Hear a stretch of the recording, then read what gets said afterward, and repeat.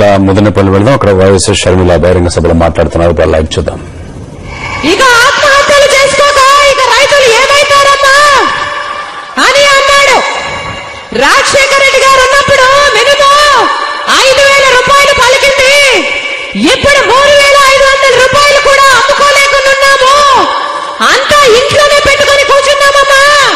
ఎప్పుడు అమ్ముకోగలమో, చేతికి డబ్బులు ఎప్పుడు వస్తాయో, అప్పులు ఎప్పుడు తీరుతాయో అని బాధపడ్డాడు. మరి వరి ఎలా ఉంది అంటే దాంట్లో కూడా ఏమీ మిగలలేదమ్మా అని అన్నారు.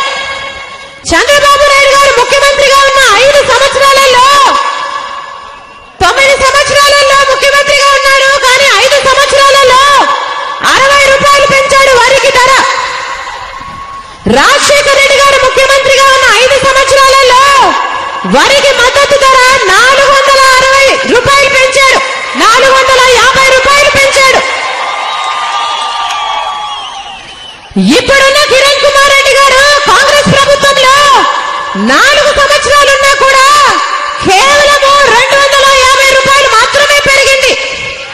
అది కూడా మందుల ధరలు, ఇతరాల ధరలు అన్ని పెరిగిపోయి 3-4 ఖర్చు ఎక్కువైపోయినా మద్దతు ధర మటుకు సమానంగా పెరగలేదు. అది ఈ రోజు మన రైతుల పరిస్థితి. రాజశేఖర రెడ్డి గారు ఉన్నప్పుడు రైతులకి ఖర్చులు తగ్గించడమే కాకుండా ఆదాయం కూడా పెంచే మార్గాలను ఆలోచించారు. రాజశేఖర రెడ్డి గారు ఇక్కడ రైతుల కోసమని వరికి ట్రాన్స్పోర్ట్ ధరలు కూడా మిగిలించాలని ఒక వరికి మార్కెట్ యార్డ్ కూడా చేయాలనుకున్నారు. కానీ ఆయన వెళ్లిపోవడంతో అది కూడా అట్టకెక్కింది. రాజశేఖర రెడ్డి గారి బ్రతుకున్న కాలం అంతా సువర్ణ యుగంలో సాగింది. రైతులంతా రాజులా బ్రతికారు. రైతులకి నీళ్లు ఇచ్చాడు, కరెంట్ ఇచ్చాడు. ఇత్తనాల ధరలను, ఎరువుల ధరలను పెరగనివ్వలేదు. మద్దతు ధర బ్రహ్మాండంగా కల్పించాడు. అవసరమైతే ఇన్పుట్ సబ్సిడీ, నష్టం వస్తే నష్టపరిహారం కూడా ఇచ్చారు రాజశేఖర రెడ్డి గారు. 12,000 కోట్లతో రుణమాఫీ కూడా చేశాడు రైతులకు రాజశేఖర రెడ్డి గారు. రైతులకి మహిళ అంతకు ముందు చంద్రబాబు గారు ఇచ్చిన రూపాయి వడ్డీకి కాకుండా రుణాలు పావలా వడ్డీకే రాజశేఖర రెడ్డి గారు రైతులకి, మహిళలకి రుణాలు ఇచ్చారు. మన రాష్ట్రంలోని మహిళంతా నా అక్క చెల్లెళ్ళే, ప్రతి ఒక్కరిని లక్షాధికారిని చేయాలి నేను అని ప్రతి మహిళను ప్రోత్సహిస్తే బ్యాంకు ముఖము చూసి ఎరగని మహిళలు కూడా బ్యాంకు వరకు పోయి డబ్బులు తెచ్చుకొని ఆర్థికంగా స్థిరపడి లక్షల కొద్దీ ఉన్నారు. విద్యార్థుల కోసము పేదరికం కారణంగా ఎవరి చదువు ఆగిపోకూడదని, పేదరికము ఊపిలో నుంచి బయటపడాలి అంటే ప్రతి కుటుంబంలోని విద్యార్థులు చదవాలి, పెద్ద ఉద్యోగాలు చేయాలి అని రాజశేఖర రెడ్డి గారు కలలు కన్నారు. మీరు ఏది కావాలంటే అది చదువుకోండి. డాక్టర్ అవుతారా, ఇంజనీర్ అవుతారా, ఎంబీఏ చదువుతారా, ఎంసీఏ చదువుతారా, ఫార్మసీ చేస్తారా, కావాలంటే అది చేయండి, ప్రభుత్వమే ఉచితంగా చదివిస్తుంది అని ఫీజు రీయింబర్స్మెంట్ చేశారు రాజశేఖర రెడ్డి గారు. తను ఒక డాక్టర్ కనుక ఆరోగ్యం ఎంత ముఖ్యమో తెలిసిన వాడు కనుక పేదవాడు కూడా లక్షలు విలువ అయ్యే వైద్యం చేయించుకోగలగాలని, అది కూడా తలెత్తుకొని గొప్పవాడిలాగా కార్పొరేట్ హాస్పిటల్ వరకు పోయి చేయించుకోగలగాలి. లక్షలు విలువైన వైద్యాన్ని ఉచితంగానే ఆరోగ్యశ్రీ ద్వారా అందించారు రాజశేఖర రెడ్డి గారు.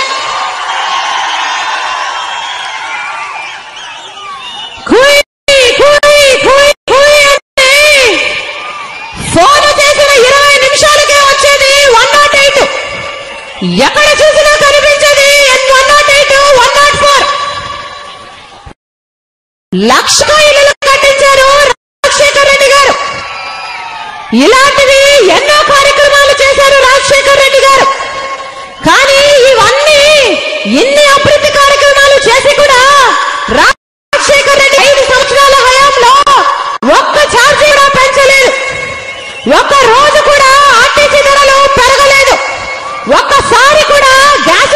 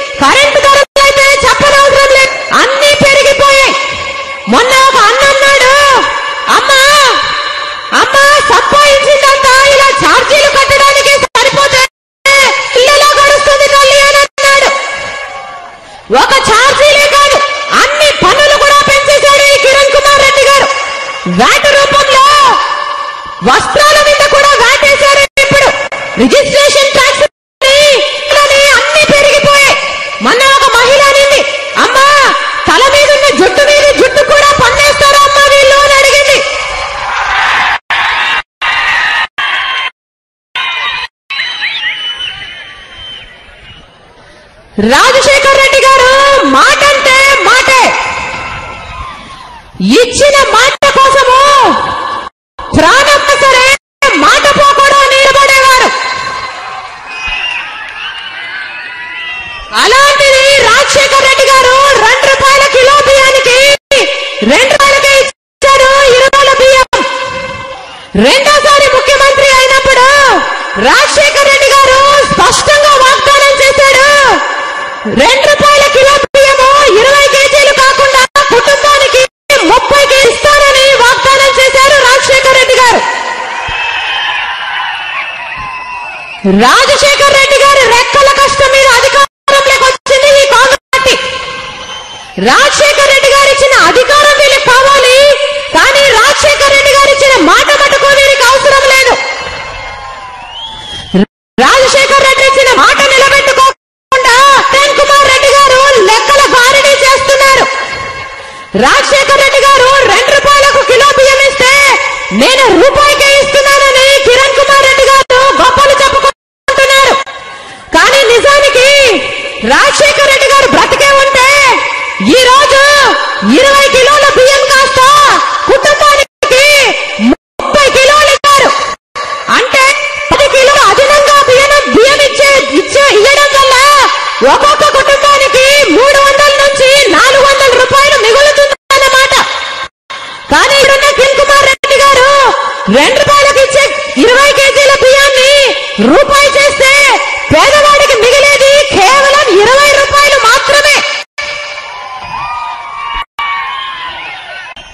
రాజశేఖర్ రెడ్డి గారు ఇచ్చిన మాట నిలబెట్టుకోకుండా వాళ్ళ కాంగ్రెస్ మేనిఫెస్టోలోనే 30 కిలోల బియ్యం ఇస్తామన్న మాట నిలబెట్టకుండా ఎన్నికల సంవత్సరంలో కిరణ్ కుమార్ రెడ్డి గారు సరుకుల పొట్లమనే పథకం పెట్టి దాని మీద ఆయన ఫోటోనే వేసుకొని ఎవరిని మోసం చేయాలనుకున్నారు.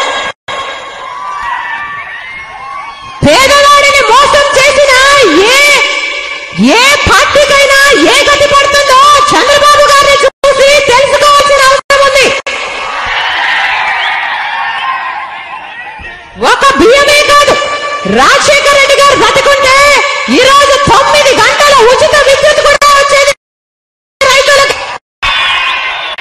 అంతేకాదు 1 రూపాయి అంటే 1 రూపాయి కూడా 5 సంవత్సరాలు నేను పెంచలేదు, ఈ 5 సంవత్సరాలు కూడా నేను పెంచబోనని రాజశేఖర్ రెడ్డి చేశారు. కానీ కిరణ్ కుమార్ గారేమో ఆ వాగ్దానాన్ని తుంగలో తొక్కేసి కరెంటు ఛార్జీలను భయంకరంగా పెంచేశారు. కానీ కిరణ్ కుమార్ రెడ్డి గారికి అర్థాలు కాలేదు.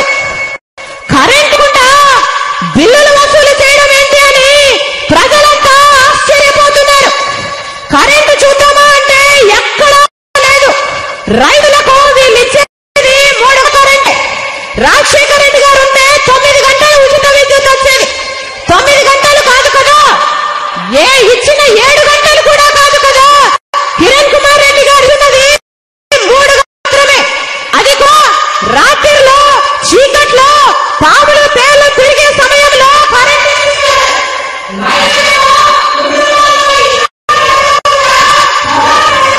వస్తుంది. తీరా అంతా చేసి కరెంట్ ఇస్తున్నారు కదా అని పోయి అక్కడ పడుకుంటే వాళ్ళు ఇచ్చిన కరెంటుతో పొలమంతా ఎప్పుడూ తడవదు. అదే మన రైతులకి గ్రామాలకే ఎక్కడ అడిగినా 4 గంటలు 5 గంటల కంటే ఎక్కడా కరెంటు లేదు. ఇంట్లో వండుకోవాలన్నా పడుకోవాలన్నా దేనికి కరెంటు ఉండదు.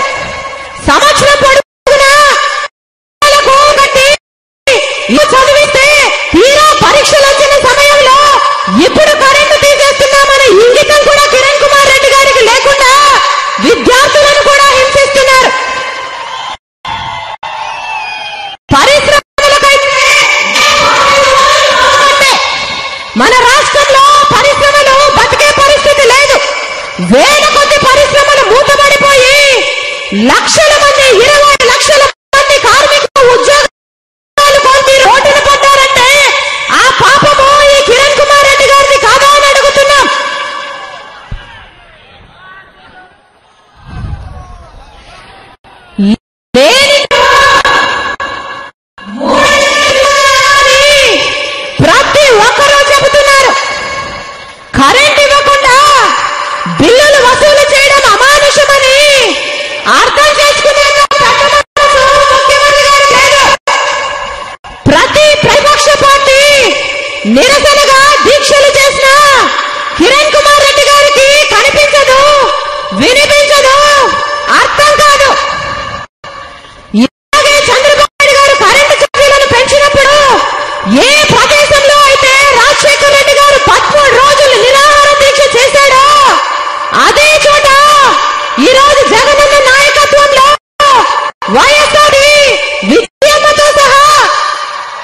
వైఎస్ఆర్ పార్టీ ఎమ్మెల్యేలు అందరూ కలిసి అదే చోట నిరాహార దీక్ష చేయబట్టి ఇప్పటికి 5 రోజులు అయిపోయింది.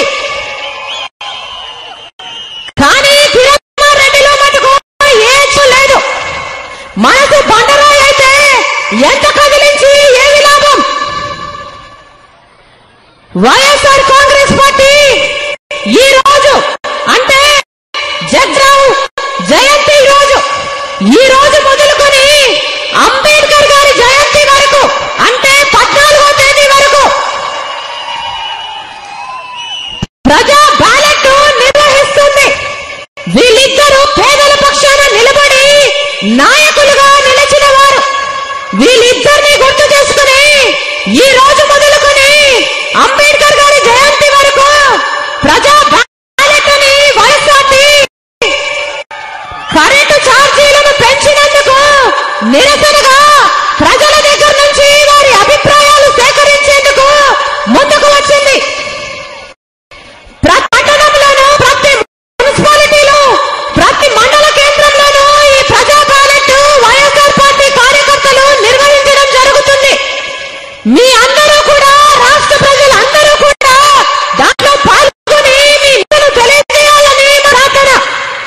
వైఎస్ఆర్ పార్టీ కార్యకర్తలందరూ కృషి వంచన లేకుండా పనిచేసి దాన్ని విజయవంతం చేయాలని మా ప్రార్థన.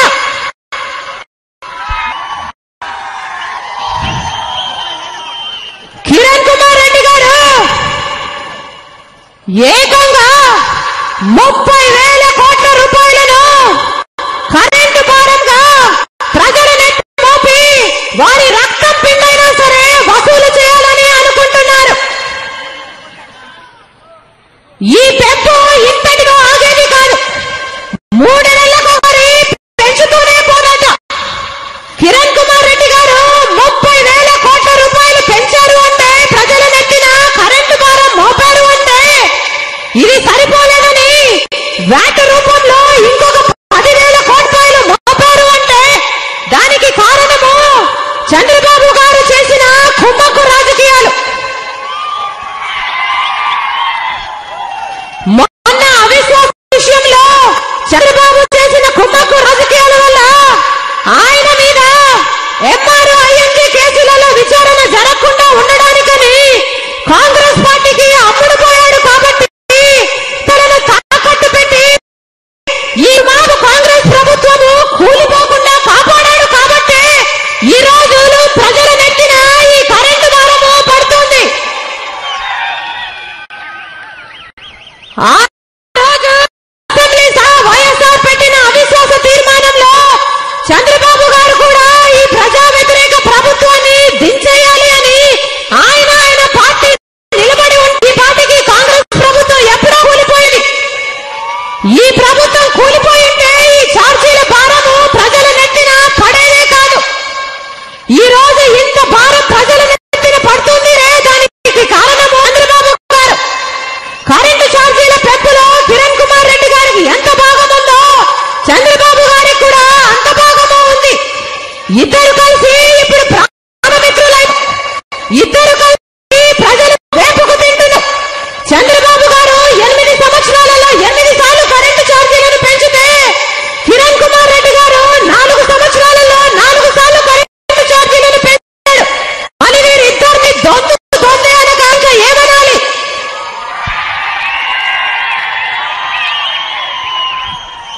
రాష్ట్ర ప్రజలంతా ముక్త కంఠంతో మాకి దుర్మార్గపు కాంగ్రెస్ ప్రభుత్వం ఉంటున్నా ఆ విషయము చంద్రబాబు నాయుడు గారికి పాదయాత్ర స్పష్టంగా అర్థమవుతున్నా ప్రజల పక్షాన నిలబడకుండా ప్రభుత్వానికి అండగా నిలబడి కవచంగా నిలబడి ఈ కాంగ్రెస్ ప్రభుత్వం కూలిపోకుండా కాపాడాడు అంటే ఈయనను ఏమనాలి? ఈ రోజు ఈ కాంగ్రెస్ ప్రభుత్వం ఇంకా అధికారంలో ఉంది అంటే ఆ పాపము ఈ చదువుగాడిదే. స్వప్రయోజనాల కోసము ప్రజా ప్రయోజనాలు తాకట్టు పెట్టిన ఈ చంద్రబాబు గారిని నాయకుడు అంటారా, దుర్మార్గుడు అంటారా?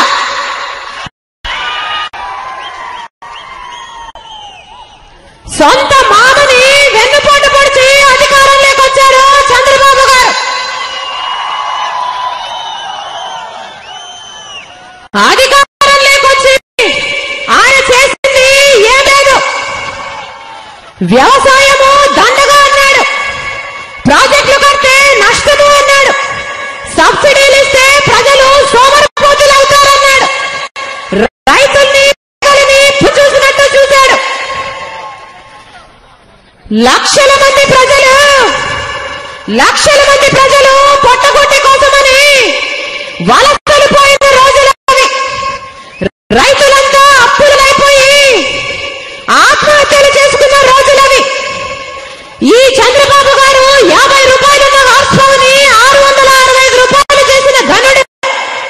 వరల్డ్ బ్యాంకుతో ప్రతి సంవత్సరము నేను కరెంటు ఛార్జీలను పెంచుతాను అని ఒప్పందాలు చేసుకుని సంతకాలు పెట్టిన ఘనుడు ఈయన. చంద్రబాబు నాయుడు గారికి ప్రజల మీద ఏమాత్రం ప్రేమ లేదు. ఆయనకు దేని మీద ప్రేమ అంటే అది కేవలం అధికారం మీద మాత్రమే ఉంది.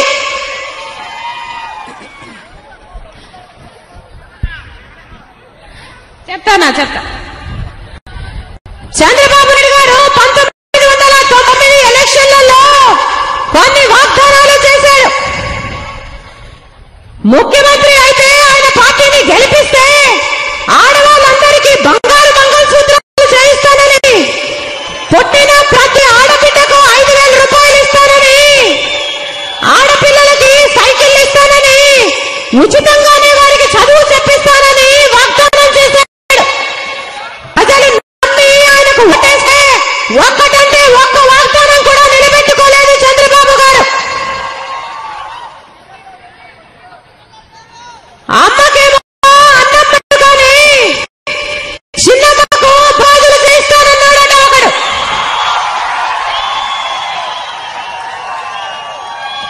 అధికారం ఉన్నప్పుడేమో ఏది చేయలేదు చంద్రబాబు గారు. ఇప్పుడు అధికారం పోయినాక అన్ని రకాల వాగ్దానాలు చేస్తున్నారు చంద్రబాబు గారు. విలువలు విశ్వసనీయత పక్కన పెట్టి ప్రజా ప్రయోజనాలను గాలికొదిలేసి ప్రజాస్వామ్యానికి వ్యతిరేకంగా ఒక ప్రభుత్వము, ఒక ప్రధాన ప్రతిపక్షము ఈ రోజు కుమ్మక్కై చేస్తున్న లీగ రాజకీయాలు చూస్తే ఎలక్షన్స్ లో, బై ఎలక్షన్స్ లో, ఎమ్మెల్సీ ఎలక్షన్స్ లో, ఎస్బీఐ విషయంలో మొదటిసారి పెట్టిన అవిశ్వాసంలో, రెండోసారి పెట్టిన అవిశ్వాసంలో కూడా కుమ్మక్కై వీరు చేస్తున్న నిజమైన రాజకీయాలను చూస్తున్నాం. ఇలాగే ఈ రెండు పార్టీలు కుమ్మక్కయ్యి చేతిలో చేసుకుని వెళ్ళి కుట్రలు పన్ని అబద్ధపు కేసులు పెట్టి సిబిఐని వాడి జగనన్నను జైలు పాలు చేయడం జరిగింది. గులాం నబీ ఆజాద్ గారు స్వయం చెప్పారు, జగన్మోహన్ రెడ్డి గారు కాంగ్రెస్ లోనే ఉంటే ఈ పార్టీకి ఏ మంత్రో ఏ ముఖ్యమంత్రి కూడా అయిపోయేవారని. కేవలం కాంగ్రెస్ పార్టీని వ్యతిరేకించినందుకు ఈ రోజు ఇనుక పడుతున్నాడని స్వయంగా గులాం నబీ ఆజాద్ గారే ఒప్పుకున్నారు. సిబిఐ అనే వ్యవస్థ కేంద్రం చేతిలో ఒక కీలుబొమ్మ అని దాని మాజీ డైరెక్టరే జోగేందర్ సింగ్ గారే ఒప్పుకున్నారు. ఈ రోజు సిబిఐ అనే సంస్థ కాంగ్రెస్ చేతిలో ఒక కీలుబొమ్మ కూర్చుంది, వారి చేతిలో ఒక ఆమైపోయింది. కాంగ్రెస్ పార్టీని ఎవరైతే వ్యతిరేకిస్తారో వారి మీద విరుచుకుపడుతుంది ఈ సిబిఐ. 100 మందితో జగనన్న విషయంలో రేట్లు చేసి కేసులు పెట్టి కక్ష సాధించారు సిబిఐ ద్వారా. ఇంతవరకు సిబిఐ ఏ ఆధారాలు పెంచలేదు. ఈనాడు షేర్లు 100 రూపాయలు విలువ చేసే షేరు 5 లక్షల రూపాయలకు అమ్ముకుంటే తప్పు కనిపించదు సిబిఐకి. సాక్షి 10 రూపాయలు విలువ చేసే షేరు 350 రూపాయలకు అమ్ముకుంటే దాన్ని క్విట్ ప్రోకో అంటున్నారు ఈ సిబిఐ వాళ్ళు.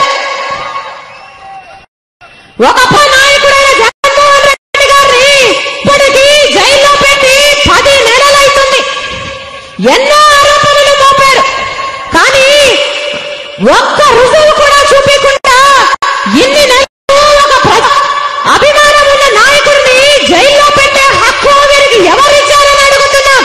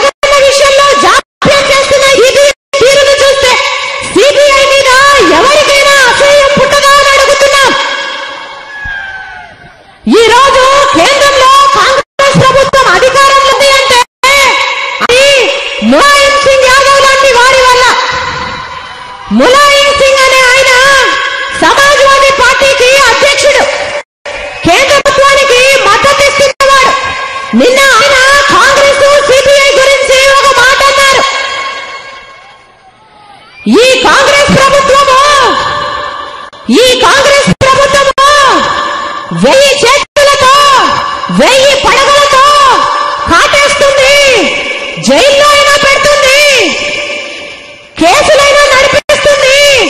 ఈ కాంగ్రెస్ ని వ్యతిరేకించడము అంత సులువు కాదు అని చెబుతూ గత్యంతరం లేక ఈరోజు కాంగ్రెస్ ప్రభుత్వానికి మద్దతుగా నిలబడ్డామని అర్థం వచ్చేటట్టు ములాయం సింగ్ గారు ఏమీ చిన్న నాయకుడు కాదు. 3 సార్లు ఉత్తరప్రదేశ్ కు ముఖ్యమంత్రిగా చేసిన వాడు, 40 సంవత్సరాలు రాజకీయ అనుభవం ఉన్నవాడు. అలాంటి నాయకుడు కాంగ్రెస్ గురించి, సిబిఐ గురించి చేసిన వ్యాఖ్య ఇది.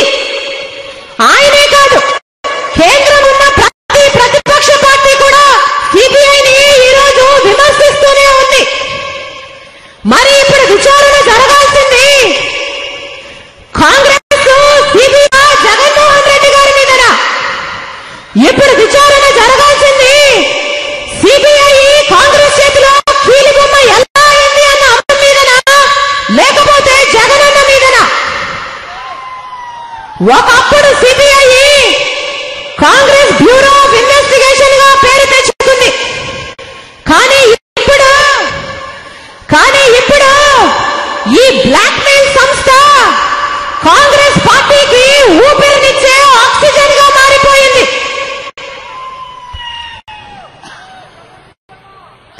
చంద్రబాబు నాయుడు గారు మటుకు చాలా తెలివైన వారు. ఆయన గారి మీద ఎన్ని అవినీతి ఆరోపణలున్నా 2 ఎకరాలతో మొదలుపెట్టిన చంద్రబాబు గారికి ఇప్పుడు దేమంతా హెరిటేజ్ ఉన్నా, దుబాయ్ లో, మలేషియాలో, సింగపూర్లలో ఆయనకు ఆస్తులున్నా కమ్యూనిస్టు వాళ్ళు చంద్రబాబు సమాన అవినీతి ఖజానా అని మన పుస్తకం రాసిన సిబిఐ కంటికి ఏదీ కనిపించదు. చంద్రబాబు గారు చీకట్లోనే చిదంబరం గారిని కలుస్తారు. అవిశ్వాస విషయంలో ఇక్కడ కాంగ్రెస్ కి మద్దతు కూడా ఇస్తారు. అందుకు ప్రతికూలంగా ఈ కాంగ్రెస్ వాళ్ళు చంద్రబాబు గారి మీద ఏ విచారణలు, ఏ కేసులు జరపరు. ఏమని ప్రశ్నిస్తే మన చంద్రబాబు గారి మీద విచారణ చేయడానికి అసలు సిబ్బంది లేదు, మేమేం చేయము అని సిబిఐ అమాయకంగా అడుగుతుంది. మరి వీరికి చంద్రబాబు గారంటే అంత ప్రేమ ఎందుకో, జగనన్న అంటే అంత ద్వేషం ఎందుకో ఈ సిబిఐ సమాధానం చెప్పకపోయినా చూస్తున్న ప్రజలందరికీ అర్థమవుతూనే ఉంది. చిరంజీవి గారి సొంత ఇంట్లో 70 కోట్ల రూపాయలు దొరికింది. 1 కాదు, 2 కాదు, 5 కాదు, 10 కాదు, 70 కోట్ల రూపాయలు దొరికితే సిబిఐ కంటికి కనిపించలేదు. ఇప్పుడు డబ్బు అయిపోయింది. అసలు డబ్బు ఎవరిది? కేసులు ఎక్కడున్నాయి? ఎవరు బాధ్యులు? ఏం చేశారు అని అడిగితే డబ్బు దొరికిన మరుసటి రోజే కేసు మోసైపోయింది. బొత్స గారేమో ఆంధ్రప్రదేశ్ లోనే అతిపెద్ద మాఫియా డాన్ అని ఆయన పార్టీ వాళ్ళే చెబుతున్నారు. కానీ సిబిఐ కంటికి చెవి ఏది వినిపించదు. ఎంక్వైరీ చేస్తున్న ఏసీబీ అధికారులు ట్రాన్స్ఫర్ అయిపోతారు. బొత్స గారు మన రాష్ట్రంలో ఉన్న సగం మద్యం వ్యాపారం బెనాలి మీలి పేరుతో చేస్తున్నా కూడా బొత్స గారు చాలా ఉత్తమని మళ్ళీ ఆయనకు సర్టిఫికెట్ కూడా ఇస్తారు. ఈ పాలకుల తీరు చూస్తుంటే అసలు మన దేశంలో ప్రజలు ఉందా అనిపిస్తుంది. మన దేశం ఇంత ఎందుకు దిగజారిపోయిందా అని బాధేస్తుంది.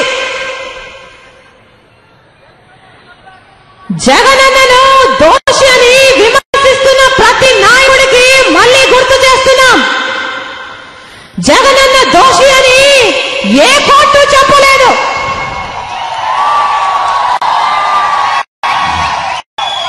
చంద్రబాబు గారు నిర్దోషి అని కూడా ఏ కోర్టు ఇంతవరకు చెప్పలేదు. చిరంజీవి గారు నిర్దోషి అని ఏ కోర్టు చెప్పలేదు. బొత్స గారు నిర్దోషి అని ఏ కోర్టు చెప్పలేదు. కానీ వీరంతా కుమ్మక్కయ్యారు కనుక కాంగ్రెస్ తో గొప్పగా మేనేజ్ చేసుకోగలరు కనుక కోర్టుల వరకు, కేసుల వరకు అసలు వీళ్ళు వెళ్ళరు. అది వీళ్ళ తెలివి. జగనన్నను రాజకీయంగా ఎదుర్కొనే దమ్ము వీరికి లేక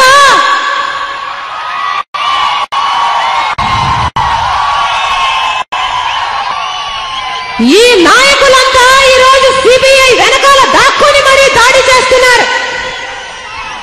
వీరి ఉద్దేశం ఒక్కటే, ఈ రాష్ట్రంలో రెండు తెలుగులట, ఉంటే కాంగ్రెస్ ఉండాలట, లేకపోతే తెలుగుదేశం ఉండాలట. మూడో పార్టీ గాని మూడో వ్యక్తి గాని ఉండకూడదట. ప్రజలకు కాంగ్రెస్ విసుగొచ్చినప్పుడు తెలుగుకు ఓటేయాలట, తెలుగుదేశంతో విసుగొచ్చినప్పుడు మళ్ళీ కాంగ్రెస్ కే ఓటేయాలట. జగనన్నను తొక్కేయడానికి కుట్రలు పని ఈరోజు జైలు పాలు చేయగలిగింది. కానీ జగనన్న ఏ తప్పు చేయలేదు. జగనన్న ధైర్యంగా ఉన్నాడు. అందుకనే మేము కూడా ధైర్యంగా చెప్పగలం, బోనులో ఉన్న సింహము సింహమే.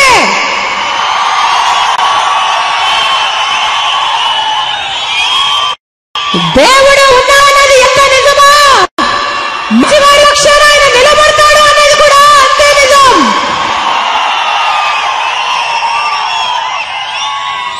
ఉదయించే సూర్యుడిని ఎవరు ఆపలేరు, జగనన్నను కూడా ఎవరు ఆపలేరు.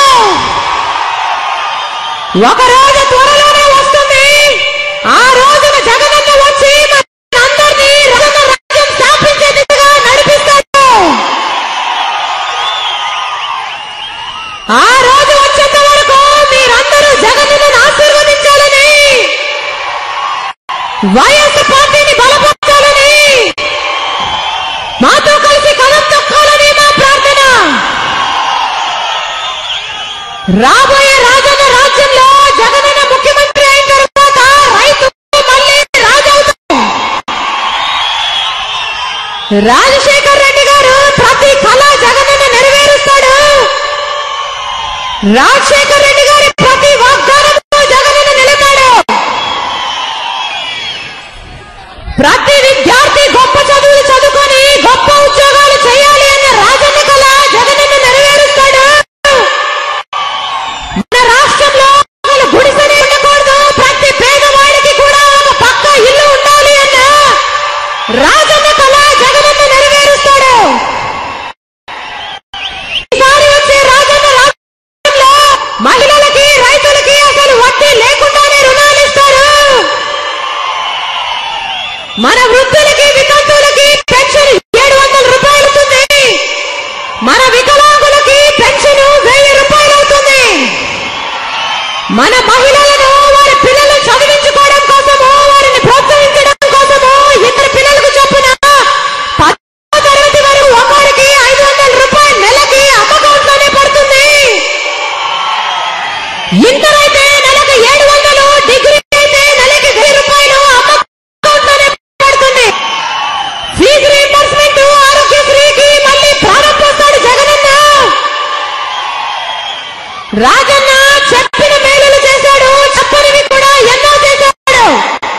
జగనన్న కూడా ఇచ్చిన ప్రతి వాగ్దానము నిలబెట్టుకుంటాడు. చెప్పని మేలులు కూడా మన రాష్ట్రానికి ఎన్నో చేస్తాడని మీకు మాటిచ్చి చెబుతున్నా. మీ పనులు మానుకొని మా కోసం మీరు సమయం చేసుకుని వచ్చినందుకు మీకు మేము అండగా ఉన్నాము. మా పక్షాన మీరు నిలబడినందుకు, మీ ప్రేమకు, మీ అభిమానానికి, మీ ఆప్యాయతకు, మీ అనురాగానికి శిరస్సు వంచి చేతులు జోడించి మనం స్ఫూర్తిగా నమస్కరిస్తున్నాం.